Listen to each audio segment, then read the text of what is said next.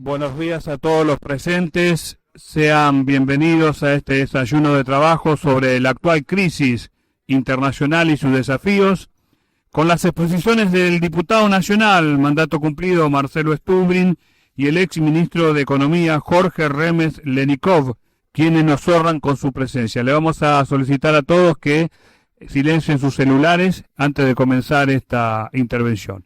Queremos expresar nuestro agradecimiento a todos los presentes, en especial a los legisladores en actividad y con mandato cumplido que nos acompañan hoy, así como también al cuerpo diplomático presente. También reconocemos la valiosa presencia de miembros de autoridades del Círculo de Legisladores de la Nación Argentina y de su Instituto de Estudios Estratégicos de Relaciones Internacionales, IERIS, quienes hacen posible este encuentro. Al final vamos a abrir un espacio de pregunta para los expositores. Para la apertura formal de este encuentro invitamos al diputado nacional, mandato cumplido y presidente del Círculo de Legisladores de la Nación Argentina, Rafael Pascual, a dar las palabras de bienvenida. Muchas gracias. Buenos días. En el año del 50 aniversario de la sanción de la ley de creación del Círculo de Legisladores de la Nación Argentina, doy la bienvenida y les agradezco a todos la presencia.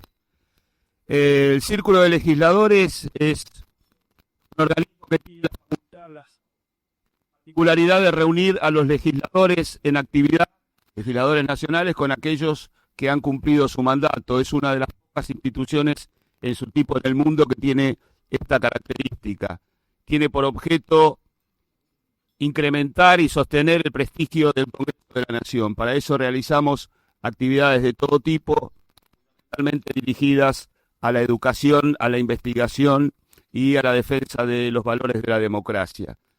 Constituimos una comisión directiva desde hace muchísimos mandatos con pluralidad.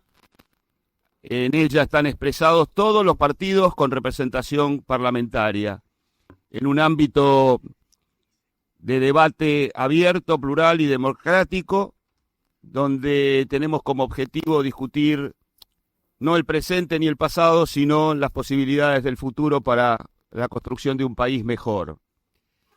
En ese marco, hoy tenemos un evento, una actividad muy particular donde van a exponer dos diputados nacionales mandato cumplido, Jorge Remes Lenikov, Marcelo Stubrin, grandes amigos, personas absolutamente honestas, caracterizadas por una trayectoria brillante, y creo que su intervención hoy nos va a ilustrar y nos va a permitir ver las cosas de otra manera. Así que les reitero la bienvenida y les agradezco a todos la presencia. Agradecemos las palabras del presidente del Círculo de Legisladores de la Nación Argentina, diputado mandato cumplido Rafael Pascual.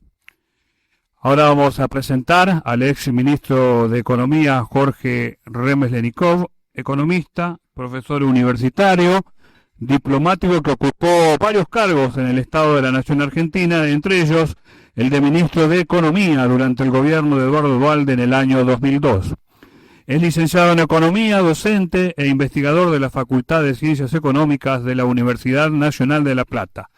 Se desempeñó también como ministro de Economía en la provincia de Buenos Aires durante el periodo 1989-1997 y además fue consultor externo del Banco Interamericano de Desarrollo BID y del Programa de las Naciones Unidas para el Desarrollo. Director de la filial Provincia de Buenos Aires de la Asociación Argentina del Presupuesto y Administración Financiera Pública, ASAP. Además, ocupó el cargo de diputado de la Nación por el periodo 1997-2002. Su último libro publicado, 115 días para desarmar la bomba, de editorial Ariel Planeta, y lógicamente le damos la bienvenida al ex ministro de Economía, Jorge Remes Lenikov. Bueno, muchas gracias, buenos días a todos. Gracias a Rafael Pascual la invitación y a Humberto Rollero. Yo voy a hablar de la situación más estructural de la economía mundial. Después haré algunos comentarios sobre la posición política de Trump y finalmente los impactos sobre nuestra economía. Todo eso en 25 minutos. Así que, sí, él me lo dijo, ese Humberto.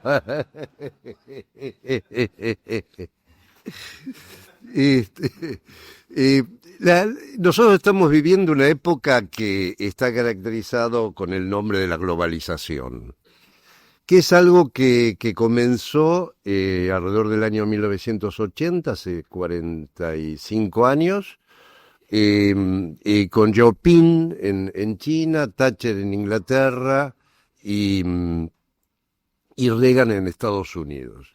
Recordarán ustedes en aquella época la posición de estos tres mandatarios que de alguna manera se concentraba en el consenso de Washington. Lo que se pedía era una apertura comercial y libertad de los movimientos de capitales, un achicamiento del Estado y que deje de lado privatizaciones y regulaciones. Los bancos podían ser no solamente comerciales, sino también de inversión y salió el nombre de bancos globales. Digamos, hubo un cambio fuertísimo en el mundo. Y eso permitió, a partir de esa época, 1980 aproximadamente, alrededor de que la economía creciera, aumentar el comercio, los flujos de capitales, hasta el año 1908-9, que ustedes también recordarán, la crisis financiera internacional, y a partir de ahí hubo algunos cambios, digamos. No fue tan rígido, comenzaron a aceptarse algunos desequilibrios fiscales, monetarios, alguna intervención del Estado, pero básicamente los lineamientos se han mantenido, con sus más y con sus menos. Y la caracterización que uno puede hacer es que prácticamente todo el mundo está bajo la economía de mercado, que es un eufemismo para no decir economía capitalista, porque genera algunos problemas para algunos, pero la verdad que es eso lo que prevalece. Y una gran interconexión y una gran interdependencia entre todos los países a través precisamente de los flujos de capitales, las inversiones, el comercio. Si uno tuviera que caracterizar la época actual, claramente uno podría decir que es una época de gran incertidumbre. Y la incertidumbre de alguna forma genera desorden y no puede preverse los próximos pasos, y eso debilita la inversión, no se genera empleo, digamos. Es una situación en la que estamos que es complicada. A mi modo de ver, debe ser la más complicada, sacando las guerras, que ha habido en el siglo XX y siglo XXI. ¿Cuáles son las características en términos de resultados que hemos tenido en toda esta época, en estos 40 y tantos años? La primera, que hubo un crecimiento súper acelerado de los países asiáticos, que crecieron bastante más que los países desarrollados. Digo los asiáticos porque eso es un poco ahí se concentra el crecimiento, de haber representado al principio 20% del PIB mundial. Hoy día los países en desarrollo representan cerca de la mitad de la economía mundial. Recuerdo que cuando sale la globalización hubo un debate sobre a quién beneficiaba la globalización. Y se decía que beneficiaba a los países desarrollados y a los sectores medios de los países desarrollados. Y la verdad que no fue así. De esta globalización los que se han beneficiado han sido los asiáticos, los países en desarrollo. América Latina sigue siendo marginal, entre comillas, en todo este proceso. Pero los países en desarrollo crecieron más que los países desarrollados. Y los sectores medios de los países en desarrollo, los asiáticos fundamentalmente, aumentaron su peso. O sea que la verdad que están muy bien, en términos relativos y en términos numéricos globales.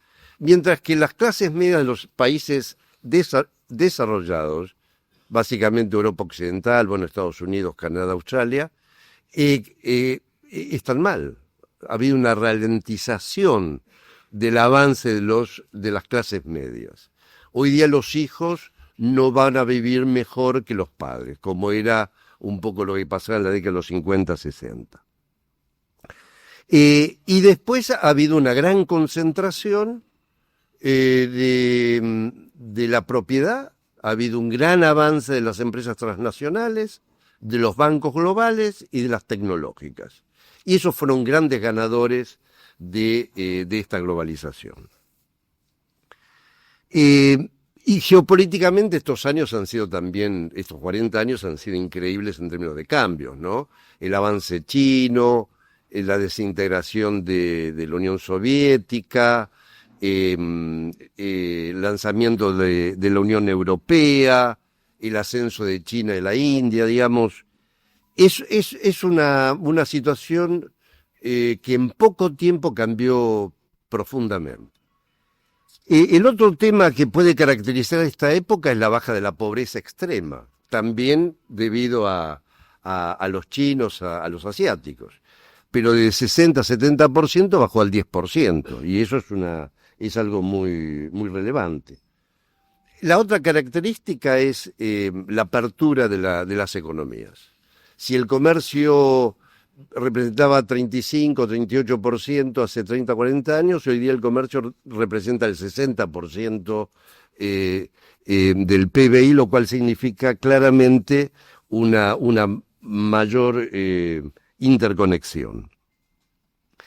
El otro tema es que estamos ya en la cuarta revolución industrial.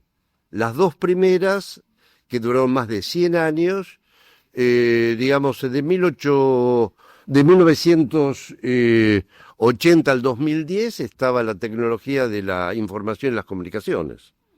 Y eso fue la tercera. Y la cuarta, se le suma a eso, hay que sumarle la robótica, hay que sumarle la inteligencia artificial, la biotecnología. El problema de todo esto es que también es muy veloz. Es terrible cómo ha cambiado, porque cambia la manera de producir y la manera de consumir. Pero va a tener complicaciones seguramente en el empleo. Hay todo un gran debate en la economía sobre si esto va a dejar afuera muchos o van a ser compensados. Y por eso se habla del salario básico universal, entre otras cosas, pero es muy difícil en tan poco tiempo reeducar a todos los trabajadores para que se acomoden a esta situación. Es probable que haya problemas de empleo, y también con la inteligencia artificial, y lo hemos visto en los últimos años, hay también problemas con la democracia misma, por la manipulación de la información en muy pocas empresas. ¿Cuáles son los problemas que uno puede ver sobre el funcionamiento global del mundo? La primera es que la gobernanza económica se debilita. Cuando Estados Unidos, después de la Segunda Guerra Mundial, era el líder indiscutido del mundo, en el año 44, antes de terminar la guerra, se lanzó el Bretton Woods, donde se creó el Fondo Monetario Internacional, el Banco Mundial, el GATT, que después fue el OMC, y los debates que hubo entre Keynes y los americanos son magistrales realmente, pero triunfó la posición del más fuerte en la época, que era Estados Unidos. Ahora, ese mundo, creado en el 44, fue cambiando y nada lo ha sustituido. Y la única organización de las Naciones Unidas que es realmente democrática ha sido y es, teóricamente, la Organización Mundial del Comercio. No lo es ni el Banco Mundial, ni el Fondo Monetario Internacional o los organismos de seguridad de Naciones Unidas, pero sí la OMC. Pero bueno, ahora hay problemas, pero en general hay un debilitamiento de la gobernanza económica mundial, cuando precisamente por la globalización es cuando más se necesitaría algún tipo de autoridad internacional. El otro tema complicado es que el Estado pierde poder de regulación, de imposición, de control. Digamos, hoy día el Estado no puede poner el impuesto a las ganancias que quiere. Tampoco puede poner impuestos a los patrimonios. ¿Por qué? Porque las empresas y las personas se van a otro lugar. No puede decidir abiertamente sobre inversiones externas directas, porque hay toda una reglamentación mundial, está el SEADI, etcétera, con lo cual tampoco tiene capacidades de acción. Pasa lo mismo con cuestiones, por ejemplo, los aranceles, o no se pueden dar subsidios a ciertas actividades si no fueron antes puestos en las rondas de negociación del OMC. El otro tema muy complicado que enfrentamos es el deterioro ambiental. Todos habrán visto, todos han leído, estamos arriba de las metas del Acuerdo de París, que era 1,5 grados sobre el inicio de la Revolución Industrial. Hemos superado eso y las tendencias para el 2050 son complicadas. Y esto también requiere para su resolución una organización internacional, porque por más que China, Estados Unidos, Europa, India sean los principales generadores del efecto calentamiento, en la atmósfera se mezcla todo y perjudica a todo, con lo cual se requiere sí o sí un tratamiento general. El otro tema es el crecimiento enorme que ha tenido el sistema financiero internacional. Los flujos, los bancos globales, cada vez ocupan más posiciones. Si hace 30, 40 años tenían el 3-4% del PBI, hoy día tienen el 12-14%. Y la banca sigue estando... Tiene aspectos, digamos, está la banca comercial, pero después está la banca que se llama la banca sombra, que incluye derivados, hedge fund, la banca offshore. Digamos, tienen un conjunto de elementos que les da mucho poder y capacidad de gestión. De hecho, recuerden ustedes, la crisis del 2008-2009 en el mundo fue pagada por toda la comunidad y no por quienes generaron la crisis, que fueron precisamente los bancos. El otro tema muy complicado que tenemos en el mundo son los paraísos fiscales. Los paraísos fiscales, digamos, el 65% de la plata negra, semioscura, eso viene de los precios de transferencia de las empresas multinacionales, el 65%. El 30% es ilícitos, como armas, drogas, evasión, elusión, y un 5% de coimas gubernamentales. Pero básicamente son muchos miles de millones de dólares y los que más ganan son precisamente las grandes empresas, sean de industriales, de servicios o tecnológicas. Ha habido aumentos, mejoras en términos de el avance de controles, intercambio de información, pero todavía falta muchísimo. Y falta, ¿por qué falta? Y porque todos los grandes paraísos están están en los países desarrollados, son sus ex colonias. Ahí están. Y ellos son los que tienen esa capacidad como para controlarlos, pero bueno, no avanza demasiado. El otro tema es la concentración de las empresas transnacionales. Hay 85.000 empresas que tienen unas 800, 900.000 sucursales, emplean algo así como 80 millones de personas, pero que en el transcurso de los tiempos han aumentado su participación. Si antes tenía el 5% del PBI, ahora es el 10% del PBI. Y si la inversión extranjera directa es el 10% del PIB mundial, ahora es el 40%. O sea que a nivel empresarial ha habido una gran concentración y también a nivel de distribución de los ingresos. En estos 40 años, todos los indicadores que uno tome es un aumento de los ingresos en pocas personas. Y pasa lo mismo con la riqueza. El 1% de los ricos tiene el equivalente al 90% de lo que tiene el 90% de la población restante.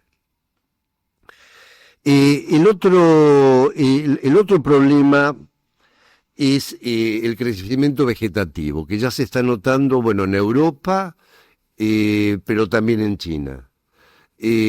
La población crece menos. Alguien podría decir, está bien que crezca menos, porque de esa manera se calienta menos el planeta.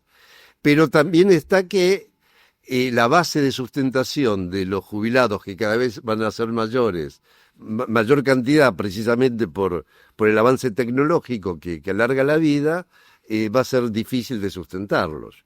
Es un problema muy serio. Las consideraciones sociales, políticas de todo esto se va a encargar Marcelo, así que yo eso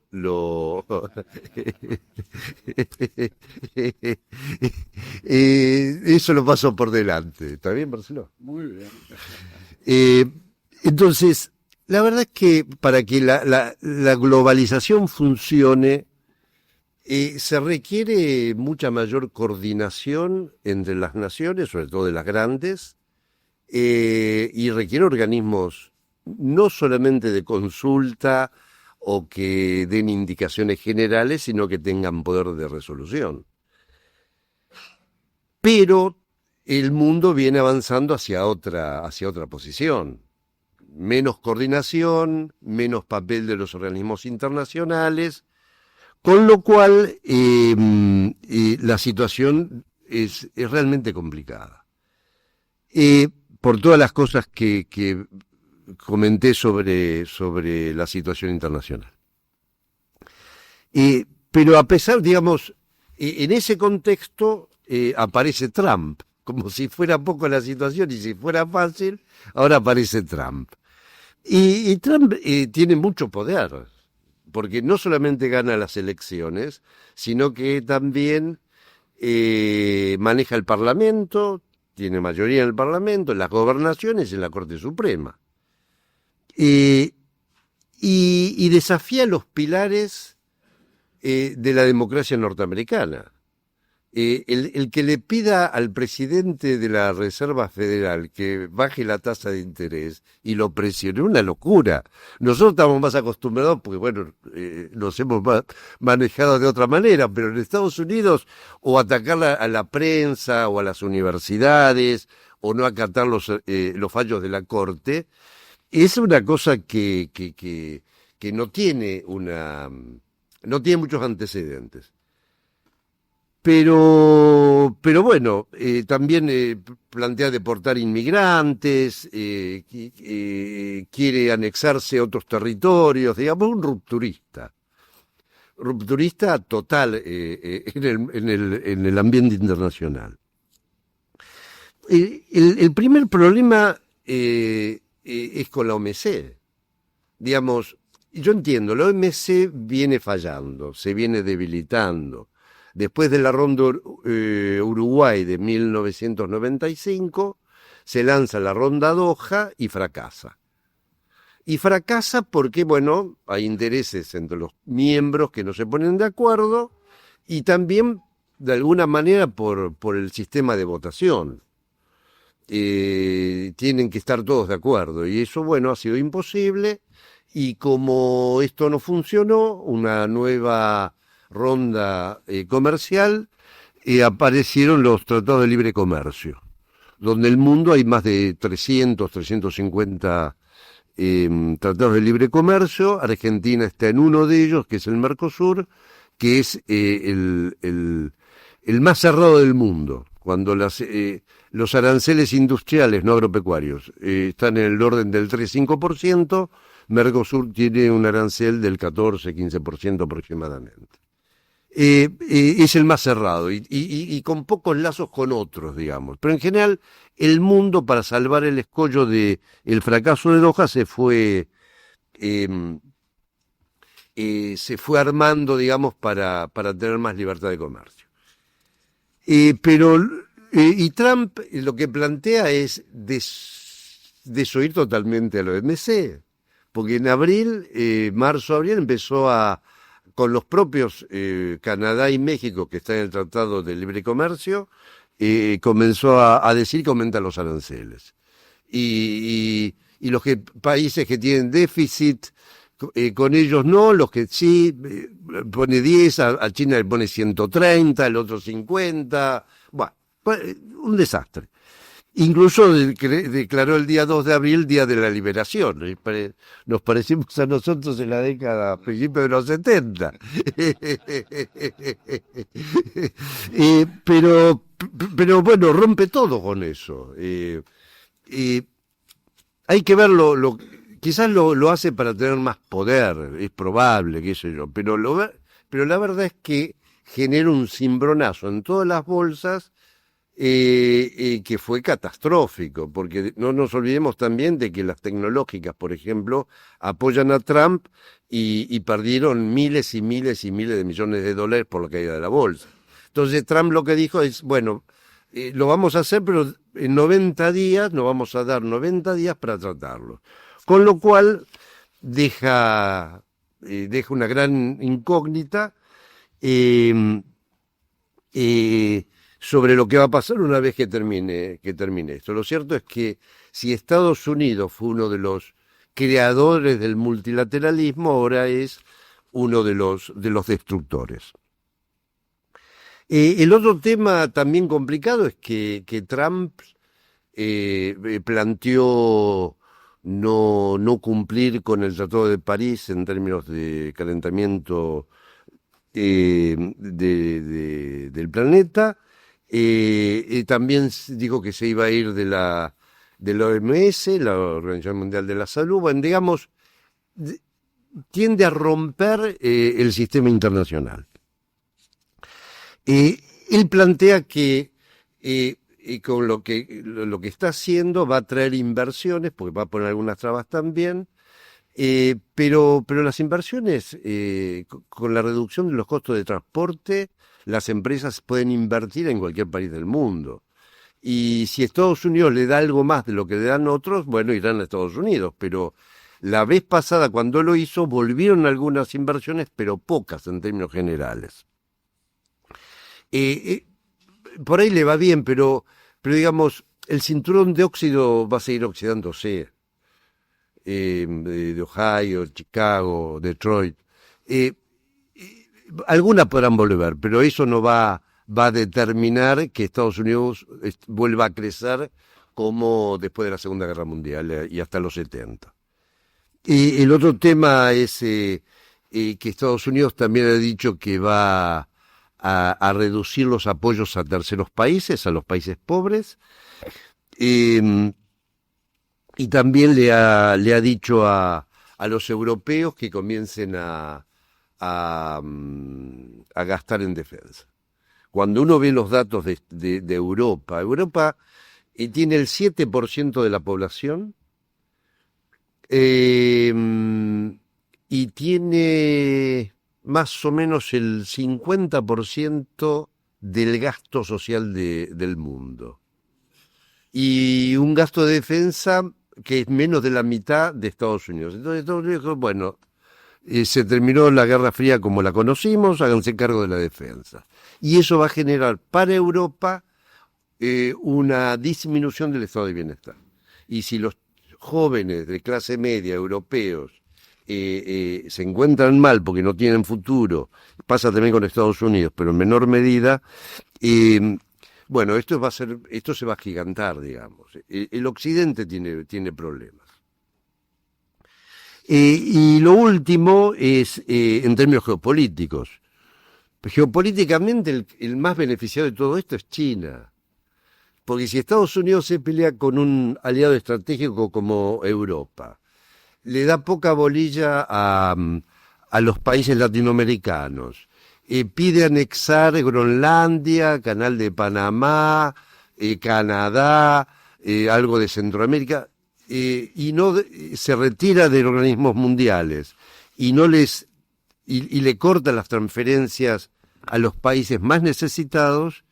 Y bueno, China está esperando su turno. Hoy día China no es el líder mundial, pero tampoco Estados Unidos. Ya empieza a haber una competencia entre ambos, digamos, empieza a haber. Hay una discusión sobre el liderazgo y estas medidas que ha tomado Estados Unidos, a mí me parece, le hace perder posiciones frente a los chinos en el contexto internacional. Y esto es un tema obviamente abierto, nadie puede, porque los chinos, si bien es cierto, también tienen problemas, porque tienen bajo crecimiento vegetativo, han hecho malas inversiones, están muy endeudados, le falta agua, digamos, no es la panacea obviamente, pero sigue creciendo y tecnológicamente algunos dicen que se está acercando a Estados Unidos, más allá de que todavía Estados Unidos, Europa tengan la sede de las grandes empresas, las más creativas, innovadoras, las más grandes universidades, digamos. Estados Unidos sigue siendo el líder militar mundial, pero eso se va reduciendo. Y el mundo va a crecer menos. Lo que plantea el Fondo Monetario es que si había una idea de crecer 3,3%, que es más o menos lo que se creció el año pasado y el anteaño, se crecería 2,8%. Los países desarrollados, como viene pasando hace muchísimos años, crecen menos que los países en desarrollo, y América Latina sigue en una espera, digamos, un crecimiento del 2 y algo % por año. América Latina es el continente de los últimos años que menos ha crecido, menos que África. Y para Argentina, y con esto termino, digamos, las convulsiones a cualquiera le hacen mal. A nosotros eso nos perjudica, más que si hay alguna devaluación del dólar y los precios de las materias primas nuestras están estancados, digamos, y genera problemas. Estados Unidos no es un socio prioritario nuestro. Está después de China, Brasil, Europa hace unos años, Estados Unidos. Entonces le vendemos poco. Somos competidores, digamos, en muchos productos y no complementarios. Pero siempre afecta, obviamente. Pero el problema nuestro no es el mundo. Porque el mundo cuando estuvo bien algo aprovechamos, cuando está mal algo nos perjudica, pero el tema nuestro es básicamente interno. La vez pasada, cuando vine, estuvimos charlando sobre cómo diseñar un programa económico el año pasado, yo les decía que uno de los temas gordos más centrales de nuestra economía es la competitividad. Y Argentina, para aumentar las exportaciones, tiene que aumentar la competitividad. absolutamente. La competitividad nuestra hace 20 años que no crece. Estamos en los últimos lugares. La productividad no crece hace 20 años. Si no crece la productividad y si en competitividad estamos en los últimos puestos, una situación como la que vivimos a nivel mundial nos perjudica, pero muchísimo más nos perjudica no haber dicho nada como para revertir la situación local. Entonces, para evitar que el aumento de la exportación sea a través de la baja de los salarios vía devaluación, la única forma es, en un programa de 5, 10, 15 años, aumentar competitividad. Porque eso lleva tiempo, la devaluación es de un día para otro, pero la competitividad, que es lo central y lo duradero y lo de largo plazo, lleva muchos años. Pero nuevamente, si nosotros logramos eso, vamos a poder aumentar nuestras exportaciones y con eso poder importar lo que tenemos que importar y pagar nuestras deudas, servicios, etcétera. Entonces, y con esto termino, la situación mundial no es buena, las tendencias, así como están hoy, tampoco son brillantes ni mucho menos, hay muchísimas complicaciones, a nosotros nos va a afectar, pero mucho nos va a afectar más si no hacemos los cambios internos que necesitamos hacer. Muchas gracias. Agradecemos las palabras del licenciado Jorge Remes de Nicó por tan importante exposición. Ahora es un honor presentar al diputado de la Nación, mandato cumplido, Marcelo Stubrin. Es abogado, un político argentino que fue electo varias veces diputado de la Nación, representando a la Unión Cívica Radical entre 1983 y 1989, también en 1995 y 2003, representando a la ciudad de Buenos Aires. Integró el Consejo de la Magistratura como miembro del Poder Legislativo durante el gobierno de Mauricio Macri y fue embajador de la República de Colombia en los años 2018 y 2019. Le damos la palabra entonces al diputado Marcelo Stubrin. Muchas gracias.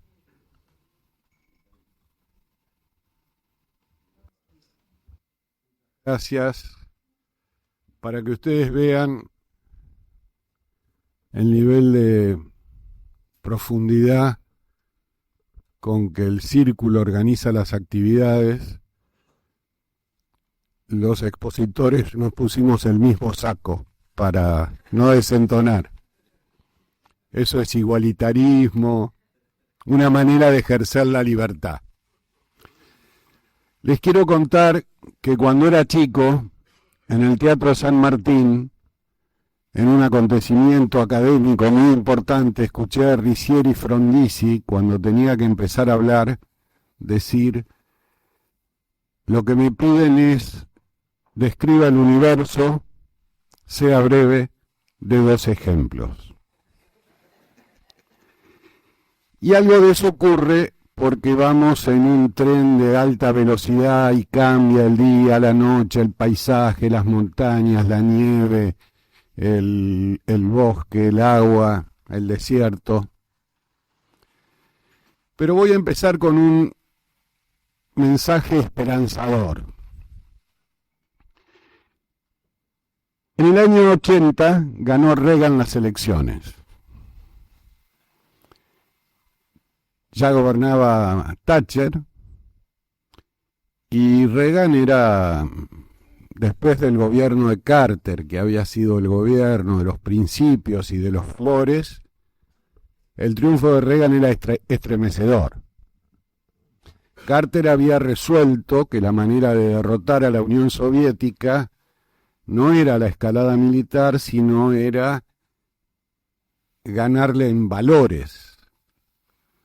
Entonces Carter puso a Patricia Derian para luchar por los derechos humanos en América Latina, y ese genio que se llamaba Brzezinski, que fue su estratega de seguridad, resolvió que la clave era luchar contra el apartheid en Sudáfrica, que Estados Unidos no podía verse envuelto en una estrategia de respaldo a un Estado donde el racismo era ley. Y bueno, demoró 10 años, pero lo logró. En el año 79, casualmente, el Shah de Irán fue derrotado, el Ayatollah Khomeini llegó, y durante 440 días, hasta el día que Reagan asumió el 10 de enero del 81, hubo una toma de rehenes en la embajada norteamericana en Teherán.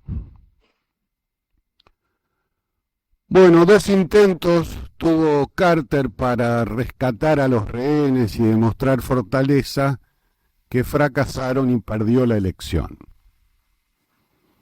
¿Cuál es mi mensaje esperanzador? Reagan quería gobernar de modo totalmente diferente al de Carter, pero no pudo. El país establece ciertas trochas, los estados de ánimo, la cultura predominante. La política de derechos humanos no pudo modificarse, aunque no estaba en el interés del gobierno del presidente Reagan. La utopía neoconservadora de la época, la enunciación del consenso de Washington al que aludía Jorge recién, no produjo cambios tan extraordinariamente significativos como que los países que van en una dirección cambian totalmente la dirección. Hay tendencias históricas, trochas por las que transcurren los países que son difíciles de contrariar. Y esto es esperanzador porque no sé de qué Trump hablar, del que puso los aranceles al 145% y luego los bajó al 15%, al 30% en unos casos y al 15% en otros. ¿Qué era eso?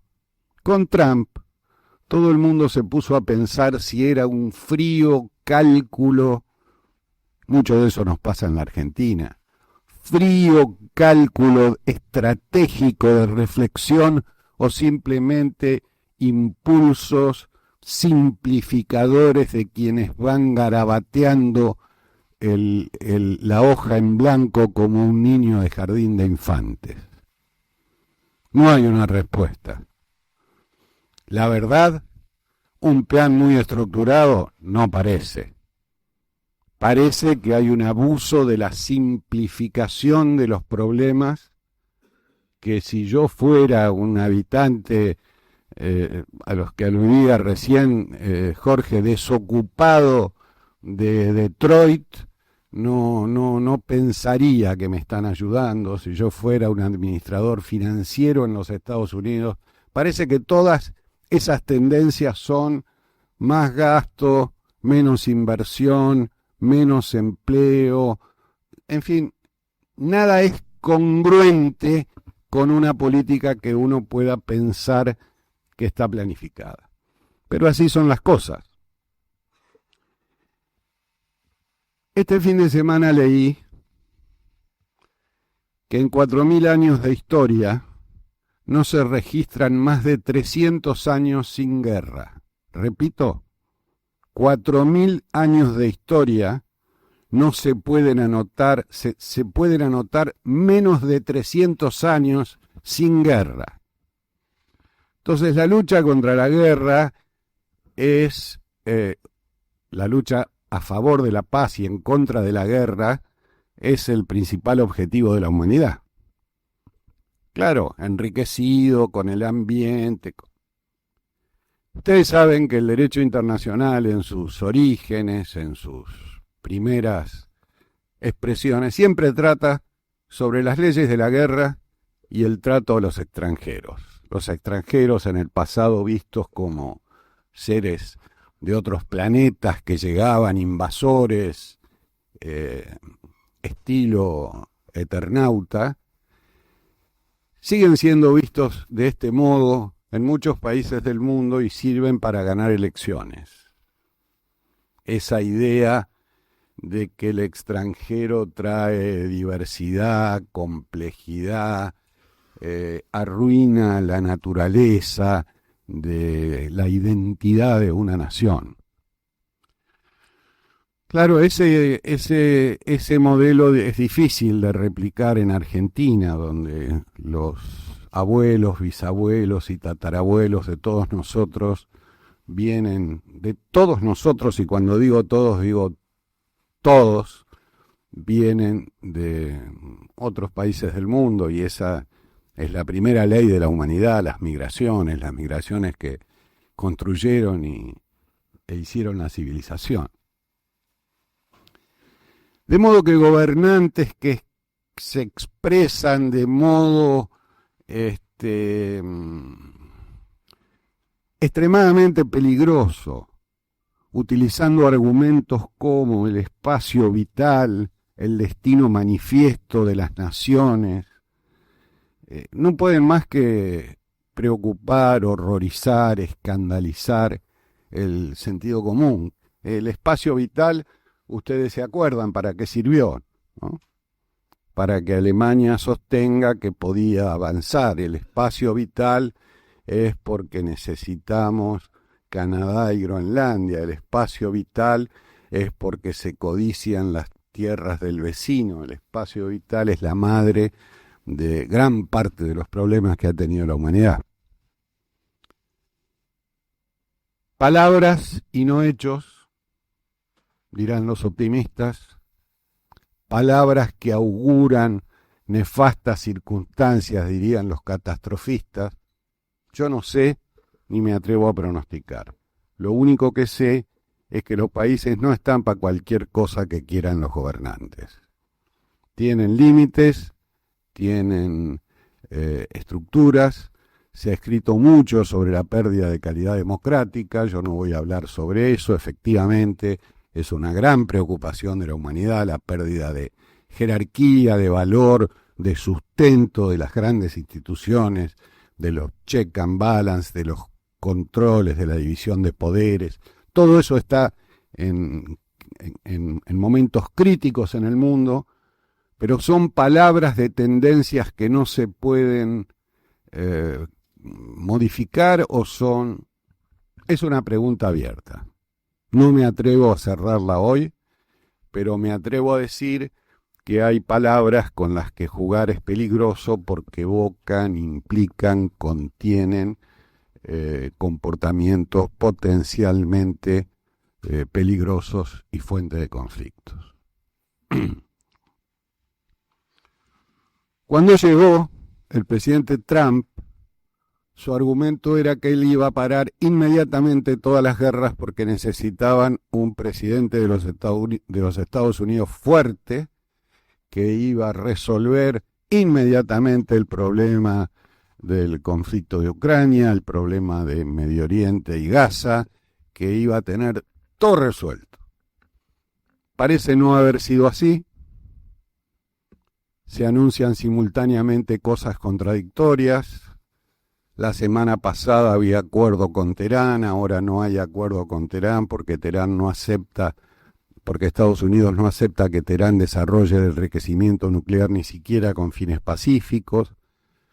La semana pasada hubo explosión de las relaciones con Ucrania, de la posibilidad de lograr un armisticio serio. Hoy estamos llenos de optimismo porque el presidente Trump habló 2 horas con Putin. Estamos en una danza un poco rocambolesca, un poco desordenada, y lo único que podemos hacer los habitantes de la humanidad es decir y hacer que trabajamos siempre por la paz, que ninguna guerra ayuda al crecimiento y al desarrollo de los pueblos. Pero también debemos decir que un país que no tiene relación con sus vecinos es un país que aunque el gobierno se empeñe en desconocer su pertenencia universal, aunque el gobierno se empeñe en no mantener relaciones políticas de calidad con sus vecinos, el gobierno argentino me refiero, no lo va a lograr. Ni en Uruguay, ni en Brasil, ni en Chile, las ofensas son tomadas como ofensas de la nación argentina. Las ofensas son tomadas como excentricidades de un gobierno excéntrico por naturaleza. Cuando digo excéntrico, digo, puedo utilizar otra docena de adjetivos, ¿no? Es raro todo lo que nos pasa. Pero hay cosas que no pertenecen a la personalidad del presidente y su falta de voluntad de asistir a la jura del presidente uruguayo, de reunirse con el presidente de Brasil o a las groserías contra el presidente de Chile. No. Esta semana, ustedes saben, ¿no?, que la mitad del mundo está en el sudeste asiático y la mitad en todo el resto. 4 billones viven en el sudeste asiático. Japón, China, India, Malasia, Indonesia, sin contar Australia, la mitad del mundo vive en esa región. Los demás estamos desparramados. La semana pasada en China hubo una reunión muy importante en la que estuvieron muy significativos países del mundo, encabezados por los presidentes de Brasil y México, y Argentina no fue. Argentina, que había participado por vía del presidente Macri en la fundación del Banco de los BRICS, que luego resolvió no participar de este consorcio y que luego resolvió no ir a China, está dejando está cometiendo un error político que contiene pérdidas relativas de influencia en un mundo extremadamente dinámico. ¿Y saben por qué los digo? Cuando yo era chico y leíamos Las Venas Abiertas de América Latina, la idea era que éramos ricos, explotados, expoliados. Después esa idea cambió, porque antes se decía que hacían falta muchas vacas para comprar un reloj. La incorporación, o para comprar una máquina. Luego la incorporación de China al mercado mundial, el éxito del proyecto chino, no el éxito democrático, pero el éxito económico, el éxito tecnológico, el éxito geopolítico, porque China es un país con muy bajo nivel, hasta ahora, con muy bajo nivel de conflictividad con sus vecinos y con el resto del mundo.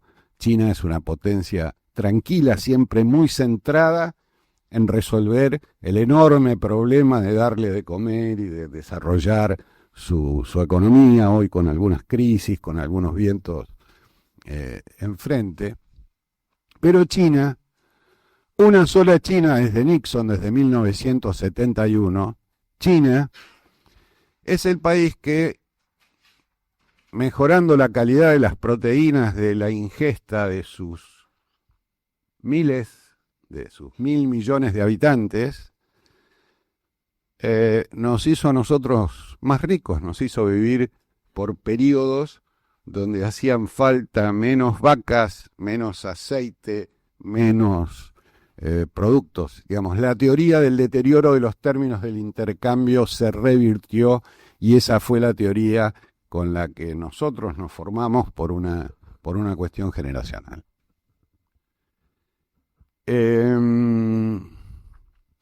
Me parece malo que la Argentina no esté presente. Me parece raro que a mí me tocó defender la incorporación de China a la OMC. Ese es otro edificio que se derrumbó. Me tocó en el Congreso.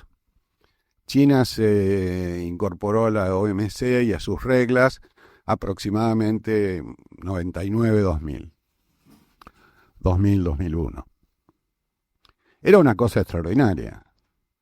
Nuestra fe, mi fe, en el multilateralismo, era algo inconmensurable. Necesitábamos reglas para proteger a países pequeños, débiles como el nuestro. Necesitábamos el imperio del sistema de normas internacionales para protegernos de las maniobras comerciales, para defender nuestros intereses en este mundo donde iba a haber objetividad. Todo eso no está más, o no está más operativo, o está formalmente, o está extremadamente debilitado. Hoy ha vuelto la idea de, el sueño de la Unión Europea, la constitución de Europa, una nación, una moneda, un parlamento que dicta leyes para todas. Todo eso está en retroceso. Afirmaciones nacionales, lucha contra los inmigrantes y a favor de la homogeneidad cultural. Había abusos en la burocracia europea, en las organizaciones de defensa de derechos. Sí, probablemente. No, sí, seguro que había abusos y que había cosas que no estaban bien y se prestaban para otras cosas. Había cosas mal hechas en el sistema internacional, muchísimas. Pero el reemplazo del nacionalismo y de la preeminencia de los estados por sobre los acuerdos internacionales constituye un retroceso civilizatorio que mi optimismo innato indica que va a cambiar, pero no sé cuándo y no sé con qué consecuencias.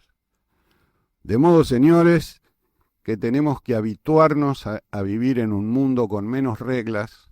Bueno, el Mercosur, y aquí hay una de sus arquitectas, de sus autoras, luego de la exacerbación a partir de la creación de un mercado común con toda la ambición que eso contenía, tiene hasta un tribunal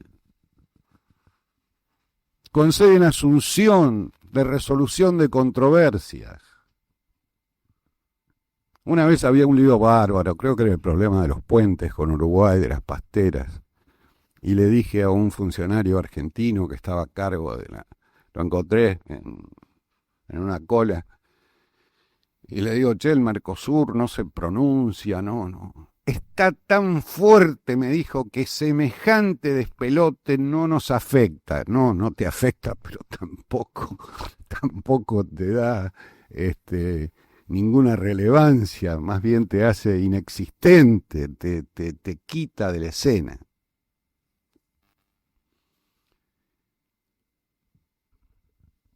El atentado de Hamás se produjo en el 2023, probablemente antes de que se concreten los acuerdos de Abraham, que era básicamente un acuerdo Israel, Estados Unidos, Arabia Saudita y los Emiratos para darle a ese mundo una idea, digamos, un cambio absoluto copernicano. Eso incluía soluciones para Palestina, eso incluía Egipto, que es el que tiene una paz firmada con Israel hace muchas décadas. Y el acuerdo con el atentado de Hamás vino a evitar que eso se concrete, y hasta entonces, ¿alguno de ustedes hubiera pensado que el presidente Trump iba a viajar a Arabia Saudita y a los Emiratos sin ir a Israel? ¿Alguno de ustedes hubiera pensado que el canciller de los Estados Unidos se iba a reunir 4 veces con el canciller iraní tratando de buscar un acuerdo en desmentida absoluta a los hechos, a los dichos y a la voluntad del Estado de Israel? Por eso, frente a los simplificadores que usan la simplificación para ganar elecciones, nosotros tenemos el deber de ser complejizadores, porque si no somos capaces de entender la dimensión compleja de los problemas, no vamos a poder prever absolutamente nada y mucho menos vamos a poder incidir en las cuestiones esenciales en las que nos compete actuar e intervenir. Pero es bastante sencillo, ¿no? ¿Está bueno llevarse mal con los países vecinos? No. Es un desastre. Hay que corregirlo. Afortunadamente los países vecinos tienen gobiernos inteligentes que comprenden que estamos frente a un paréntesis, que la Argentina no está ausente. Quiero creer. Estoy bastante seguro que es así, que hay una infinita e inagotable paciencia de nuestros vecinos. ¿Saben por qué? Yo siempre contra la Edad Media, el oscurantismo, a favor de la razón, la libertad, siempre estuve en contra de Felipe II, me parecía el peor. Pero qué genio fue ese tipo.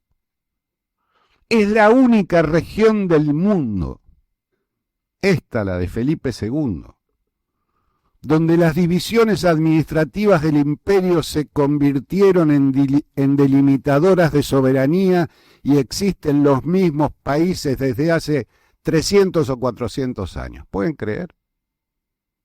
Es una hazaña. Miren Europa, Alsacia, Lorena, los Sudetes. Miren el África. Miren, bueno, cuando yo nací, de los 180 países que están en las Naciones Unidas, más de la mitad. De los países que constituyeron las Naciones Unidas, más del 30% eran latinoamericanos. El único país latinoamericano nuevo es Panamá, por una cuestión que los Estados Unidos impusieron para hacer el canal. Panamá se escindió de Colombia en el siglo XX, único caso. Y sin conflictos. Acá las guerras duran 10, 15 días, la del fútbol en Honduras, la de Perú y Ecuador. El ejemplo universal de los acuerdos argentino-brasileros de verificación de sus facilidades nucleares. Ejemplo universal. Bueno, Alfonsín, pero Menem lo continuó y se llevaron a cabo todas las gestiones necesarias para que el ente de verificación funcione de manera adecuada. Una tradición política local que es mucho más que el Tratado de No Proliferación, que es mucho más que las facultades de observación que tiene Viena sobre facilidades nucleares en el mundo. Esas son cosas que pertenecen a la antigüedad, que deben ser modificadas, que constituyen gasto público indeseado. Los países no cambian así nomás. Los presidentes pueden tener todos los deseos que se les ocurra, los estilos, las presentaciones, pero el tronco de las relaciones entre los países no se altera de modo significativo. Sí, claro, se pierde la calidad democrática, hay peligro, Centroamérica, El Salvador, ha habido invasiones, injerencias indebidas, todo tipo de presiones para ordenar, orientar o reorientar el destino de los países. Pero los países siguen funcionando, los empleados públicos van a trabajar, los trenes andan, los colectivos también, hay huelgas, los países tienen una trocha, un paso de marcha que aunque se lo propongan con salvajismo sus autoridades, no logran modificar. Y son si los demás hacen lo que corresponde, lo que no está garantizado son gobiernos que transcurren y que afortunadamente también terminan y son reemplazados por otros gobiernos, pero para eso hace falta una condición. Las frutas que se caen de los árboles no van a los otros árboles. Las frutas que se caen de los árboles van al suelo y alguien tiene que ser capaz de recogerlas con políticas, con propuestas que tengan una idéntica capacidad de entusiasmar como tienen las otras propuestas que resultaron ganadoras en algunos lugares del mundo y por acá, y por nuestro barrio.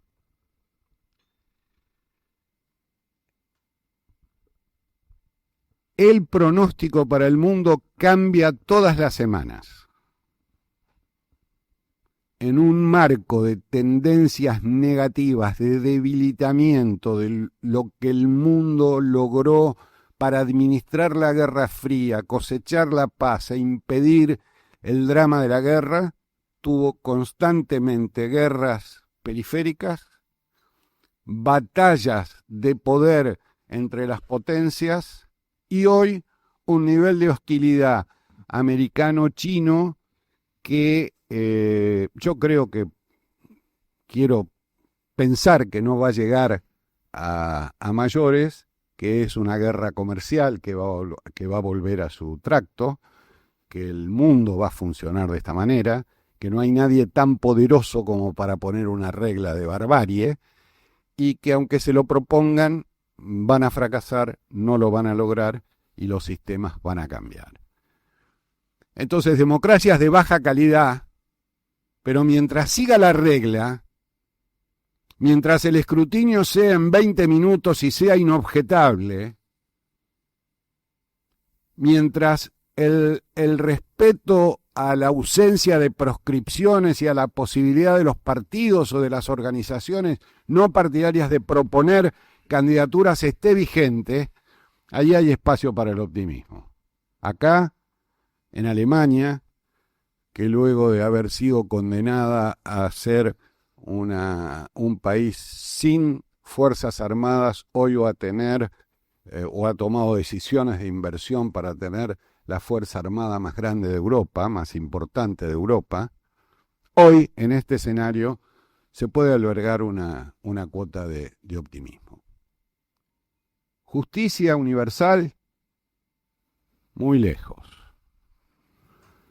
Peligros crecientes por la existencia de nacionalismos que se jactan de fomentar la identidad de manera espejo adversa a la identidad del vecino, muchísimos conflictos de esta naturaleza. Sin embargo, estos gobiernos comienzan y terminan, a veces no logran asentarse. Ya ven, Trump llegó, se fue, pudo volver, se irá, no sabemos. Pasa lo mismo ese es el misterio de la representación política. Peligros. Catástrofe inminente, no aprecio, salvo en cuestiones ambientales, donde el mundo se ha tomado la licencia de darse un recreo en cumplimiento de los objetivos. Pero esto es como el tren al que aludía al principio. Cuando yo era chico, la energía atómica era bendita y la energía hidráulica era bendita. Luego se convirtieron en malditas por los bosques y los residuos, por los residuos y los bosques.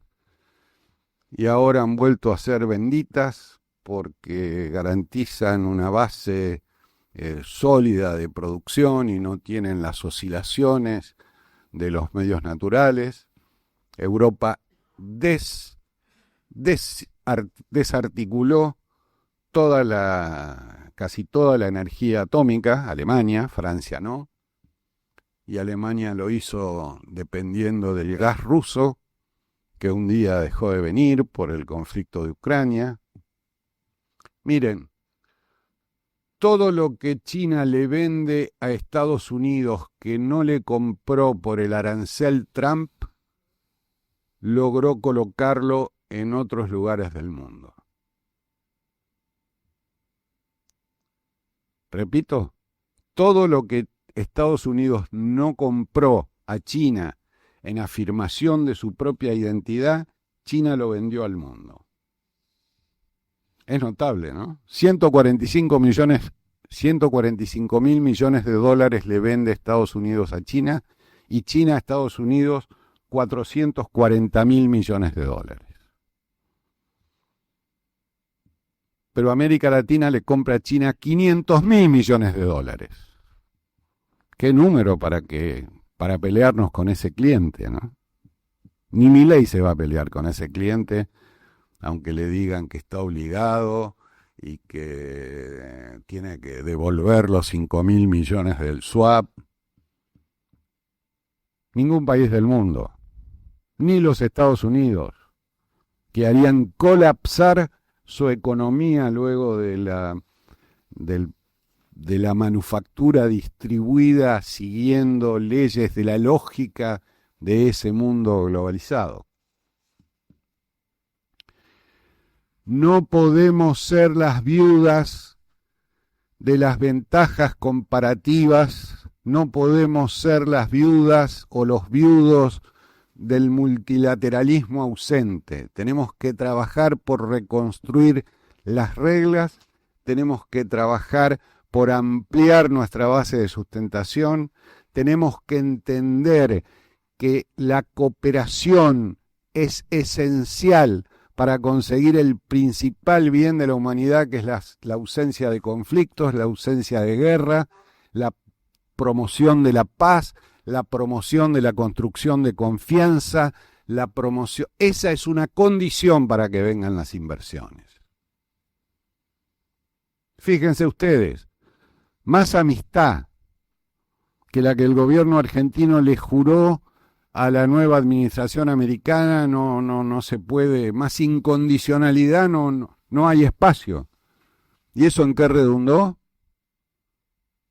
Más empresas americanas vendiendo a grupos nacionales. ¿Más inversión? No. ¿Más inversión directa, real, tangible? No. Programas mezclados de empresas que se asocian, vienen y se van, puede ser. Pero fíjense ustedes por qué yo hablo de la trocha.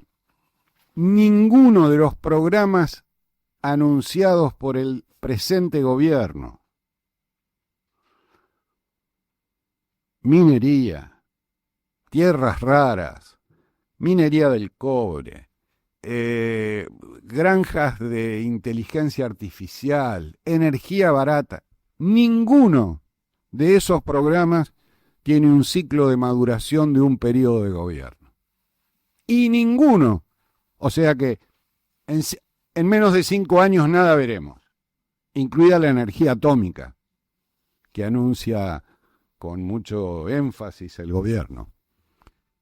Ninguno de esos programas es posible si la Argentina no tiene un plan de obras públicas financiado por el Estado que acerque la cordillera a nuestros puertos, o que invierta en los pasos necesarios para que la salida de los minerales pueda ser a puertos chilenos.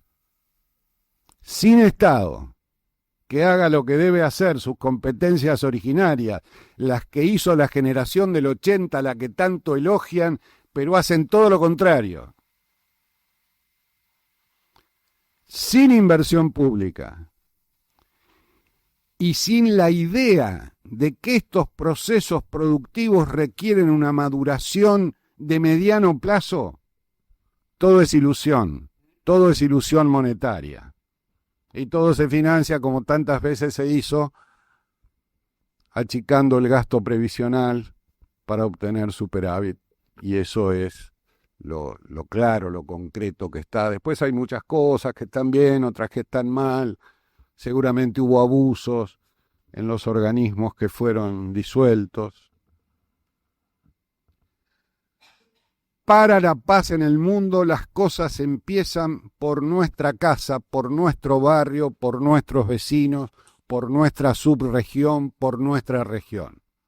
Si no somos capaces de darle seriedad a ese papel en el mundo, no tenemos destino.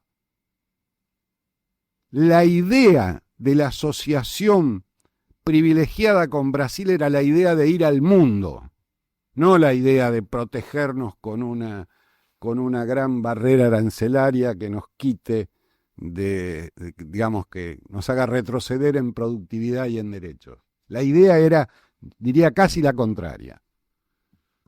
Hacerla con imaginación, con creatividad y con voluntad de que la política sirva para ganar elecciones, no para restaurar nuestros mitos. Para ganar elecciones con la agenda que el mundo nos demanda, no para hacer verdad nuestro espejo retrovisor, para ver un futuro posible y cercano. Muchas gracias y a disposición. Agradecemos al diputado Marcelo Stubblin por tan clara exposición. A continuación le damos la palabra al diputado de la Nación, mandato cumplido, licenciado Humberto Rollero, para moderar las intervenciones de quienes quieren realizar preguntas. Se nos va un poquito largo, le pido disculpas. Pero dos mensajes rápidos y vamos a las preguntas rápidamente. Primero, agradecer al cuerpo diplomático presente, tanto la República del Congo como la República de Francia, nos acompañan acá, muchas gracias.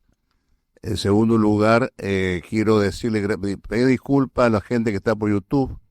Tuvimos 25 inscriptos más que le tuvimos que decir que por favor no había más lugar acá. Así que le pido disculpas. Este YouTube era para el interior del país y lo tuvimos que sumar para la gente acá de Capital, que los teníamos anotados y no había. Esto tiene un límite, como el Congreso del número de bancas. Así que a ellos le pedimos disculpas y esperemos que en el próximo presidente Pascual ampliemos esto, así hacemos una cosa más grande. Hay que echar allá para hacer un salón más grande. Y tercero, vamos a hacer las preguntas rápidamente. No vamos a evitar las preguntas por escrito porque a veces no entendemos la letra. Y entonces leemos cualquier cosa y pues tenemos que aclarar.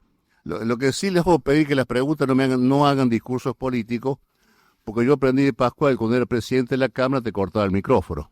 Entonces yo sigo ese ejemplo. No. Entonces, aprovechando esa experiencia que Pascual nos enseñó cuando era presidente de la Cámara, que tengo varios testigos, que no me dejan mentir, ¿no es cierto, Jorge? Le voy a hacer las preguntas que levanten la mano, pero por favor, la próxima hacemos otra cosita. Así que adelante, por favor. Si no, tenemos que tener papel y va a demorar mucho eso. Diputada no Fal, como correspondía. Beatriz.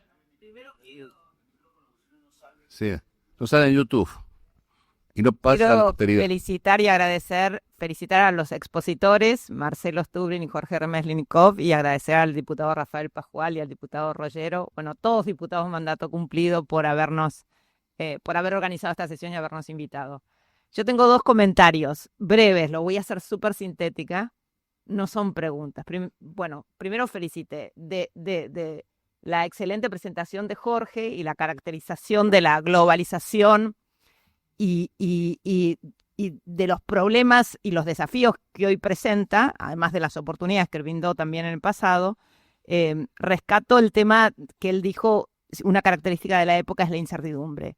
Yo solo quiero agregar, cuando él hizo una excelente y muy completa caracterización, que la emergencia de China y el poderío económico de China a nivel mundial tiene que ver con su ingreso también a la OMC y con las reglas particulares. Era tanto el interés de Estados Unidos y de Europa de acceder al mercado interno de China, que era gigante, que le dieron el estatus de economía no mercado y le permitieron a China jugar con reglas que nosotros no podíamos jugar. La OMC nos había disciplinado, por ejemplo, la política industrial.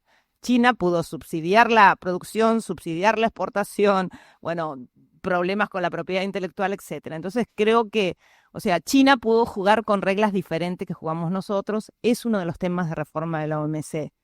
Se ha planteado en G20, no ha avanzado. El otro tema, y tiene que ver por qué América Latina no creció, Bueno, América Latina fue afectada porque el único acuerdo de la Unión Europea, de la OMS que no se cumplió fue el acuerdo agrícola. O sea, el proteccionismo reinó en el mundo, lo practica la Unión Europea, lo practica Estados Unidos, lo practica Japón, lo practica Canadá, lo practica China. No tenemos reglas multilaterales. El acuerdo que decía que se iba a liberalizar progresivamente, el artículo 20 no se cumplió y el único avance desde el 1995 ahora fue cuando Acevedo fue presidente de la OMC y se disciplinaron los subsidios a la exportación. Entonces, eso ha afectado, pues nosotros tenemos un problema de productividad y competitividad, pero tenemos un sector tremendamente competitivo, que es el sector agroalimentario. Entonces, ese es otro tema. Cuando yo fui Sherpa G20, quise que estuviera en la agenda, no lo pusieron, y bueno, no fui más Sherpa G20 cuando planteé que esto, porque en ese momento teníamos dependencia, necesitamos financiamiento, no se planteó. Bueno, respecto, entonces, la exposición excelente, pero quiero agregar este comentario porque me parece importante. Y Mercosur, y ahora voy a lo de Marcelo, que voy a destacar solo el tema de paz y el tema de cooperación e integración regional, pero en el único ámbito donde el Mercosur no negocia de manera conjunta es la OMC. ¿Ah? Es una paradoja, porque tenemos política comercial conjunta y no negociamos juntos en la OMC. La Unión Europea negocia como una sola entidad en la OMC. Bueno, yo apoyo plenamente, primero rescato que América del Sur es la única zona de paz en el mundo y que un tema importante fue el acuerdo de cooperación y control recíproco nuclear, pero también el tema de cooperación económica. Alfonsín, y se continuó con los otros presidentes, tenían claro que la integración era necesaria para acabar con viejas hipótesis de conflicto. También tiene que ver con la integración al mundo. Y bueno, yo no voy a hacer ahora, está el tema de acuerdo de libre comercio, y eso, lo que no podemos perder es el acceso. Si nosotros generamos incertidumbre en el mercado, ya con esto termino, de acceso al mercado de Brasil, porque se dice que vamos a romper con el Mercosur, las inversiones se van a concentrar en Brasil. O sea, ¿cómo vamos a crecer sin inversión? Ya está, pero quiero excelente las dos exposiciones. La próxima hacemos con diputados para así que... Bueno, ¿cómo no? No lo diga todo ahora. Gracias. Tengo 3 en la lista. Uno que no sé si lo voy a dejar hablar. ¿Vos lo autorizamos? Bueno, entonces sí. Diputado Basile tiene 30 segundos. Te describí.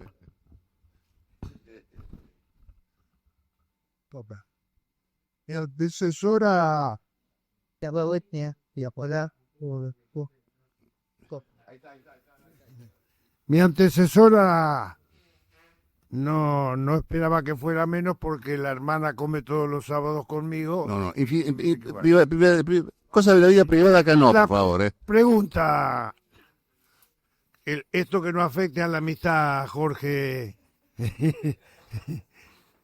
La pregunta es concreta. Estoy preocupado cómo termina esta trayectoria, sobre todo conducida por una persona que no me merece las características de un hombre común. Nada más. Le quiero hacer una cosa, te di perfectamente bien. Le quiero recordar que el título de esta conferencia era la crisis internacional, no los problemas domésticos. Te quiero aclarar porque estoy de acuerdo. Después hacemos una problemas domésticos. No, yo no... pero... Discúlpeme, presidente. Jorge, ¿querés contestar algo? Sí, pero pensaba que era después de... Bueno, hacer una pregunta. Hacemos todas las preguntas juntas. Está bien. Un poco lo dije en la charla, Chicho. A nivel internacional la incertidumbre va a continuar. Obviamente uno no está imaginando una explosión, ni se le imposible, porque algún conflicto bélico internacional sería una locura en tanto en cuanto afecta a todo el planeta, pero nos tendremos que acostumbrar a vivir en un mundo que cambia muy rápidamente todos los días, y en un mundo donde las reglas internacionales pueden ser modificadas según el que maneje las grandes potencias. Y nosotros, yo creo que por la capacidad que tiene nuestro país, debería hacer cosas para estar en condiciones para acomodarse a ese mundo. Nosotros no tenemos capacidad política de decidir a dónde va el mundo, sí, para opinar y etcétera, pero uno tiene que tomar el mundo como un dato y es la incertidumbre. Gracias. Señor. Todo. No, el señor te habla usted. Ah, el micrófono ahí. No sé qué ver, pero... No. Me voy a comer el micrófono, espero. Bueno, bienvenido Jorge, a quien tenemos afecto y felicitaciones. Más alto, por favor. No, está apagado, me parece. Hay que encenderlo. Hola, hola. Felicitaciones a esta reunión de buen nivel. Lo que sí aprendimos es que todo esto, como decía un profesor en el MIT, que después lo repetían, dice, me contribuye a la confusión, ¿no? Contribuye a la confusión. Yo le quiero preguntar especialmente a Jorge, que hizo hincapié en la competitividad, que es un tema. El mismo Paul Krugman, de quien a veces tenemos algunos escritos, me divierte cuando explica el problema que va a tener Estados Unidos. Y cuando decía que la competitividad es todo, entre ellos la educación primaria, la salud, que se miden, y nuestro stock de capital humano, nuestro stock de capital se ha deteriorado. Y esto se necesitan 4 o 5 gobiernos para empezar. Como un cordobés decía, todavía estamos tratando de subir a la lona. Esto en Argentina. Pero a nivel mundial, el conflicto es normal. Hay que aceptar, es la vida del hombre, es conflicto. La quita de las instituciones que le dan racionalidad, civilización al conflicto, es un cambio, que pareciera de que todo es, que están pateando el hormiguero, que está loco. Los países, la geopolítica y la seguridad es un tema que define todo eso. Entonces, ¿cómo metemos estos temas de la competitividad para el caso argentino? ¿Alguna idea mayor para que podamos ilustrarnos, ¿no? Jorge. ¿Qué es conectado? Dije capital humano como otras cosas, ¿no? O sea, no solo estabilidad macroeconómica. Gracias. Señor diputado, con la autorización del señor presidente del círculo, no con la mía, usted haga su pregunta. Ahí te da el micrófono. ¿Dónde está este micrófono? Encendido, por favor. 20 segundos. Jorge, escuché con detenimiento que la competitividad vinculada a la productividad va a llevar más tiempo, pero que todo lo que se dio en estos últimos años fue mediante las devaluaciones permanentes. Yo sé lo importante que fue tu decisión en su momento en la Argentina para la macrodevaluación que se generó. Hoy, la apreciación de la moneda, ¿es el camino, es el rumbo que el Banco Central nunca más devalúe nuestra moneda o es una quimera? Me queda la última pregunta para una dama para rama femenina, pero tenés un segundo nada más.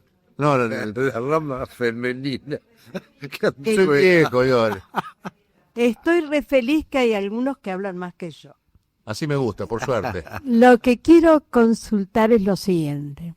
En los cambios políticos surge esta cuestión tan precisa de la problemática del multilateralismo, sí o no. Es porque esas organizaciones del multilateralismo pertenecen a los diferentes huecos de la política internacional y son camino a los bancos, como por ejemplo el Fondo Monetario. Listo, gracias. Señores, Para cualquiera de los dos. señores diputados, que cualquiera de los dos. ¿Empezá Jorge o empezamos Jorge?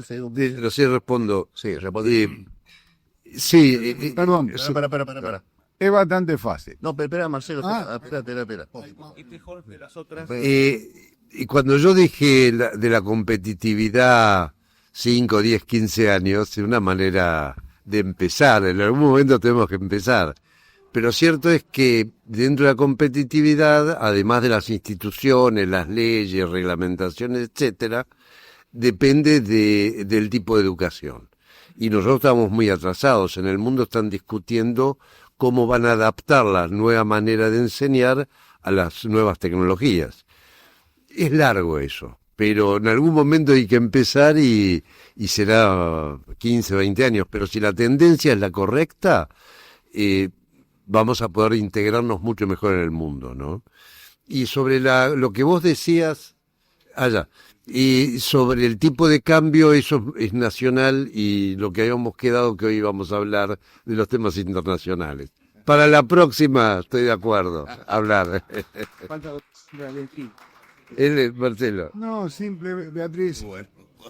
A la pregunta en general, nunca es bueno el aislamiento, nunca es bueno estar solo, siempre es mejor Silencio, por favor. compartir instituciones donde hay diálogo, donde hay intercambio de puntos de vista, sobre todo si uno sabe para qué le pueden servir y qué tiene que ir a hacer a esas instituciones. Pero bueno, eso ya pasa a veces y a veces no. Sobre el fondo, lo que puedo decir es que el fondo nació después de la guerra con ciertos objetivos, en un cierto contexto. Luego se adaptó al cambio del patrón oro con los derechos especiales de giro, y luego esa institución en la cual tienen mayoría Estados Unidos y los países del G7 tienen una mayoría indiscutible, no se sabe muy bien qué hace. Por ahora está muy expuesto a la Argentina, y espero que eso tendencialmente pueda disminuir, porque a la Argentina ha encontrado otro tipo de soluciones. Pero son instituciones financieras que cambian mucho más lento que la realidad, que tienen inercias institucionales. Bueno, muchas gracias a todos por la presencia. Un aviso parroquial.